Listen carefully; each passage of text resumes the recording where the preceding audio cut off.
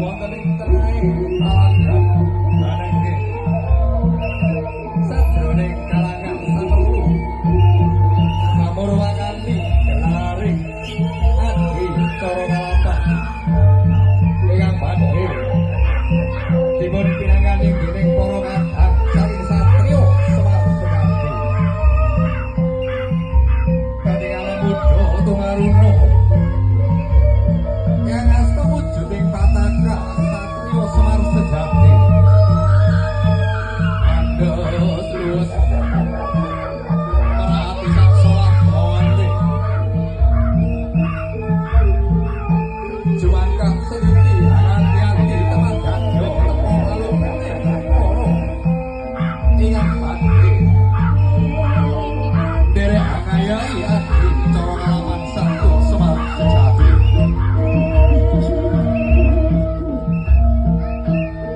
para sepuh niki bapa anak ugi bapa sutri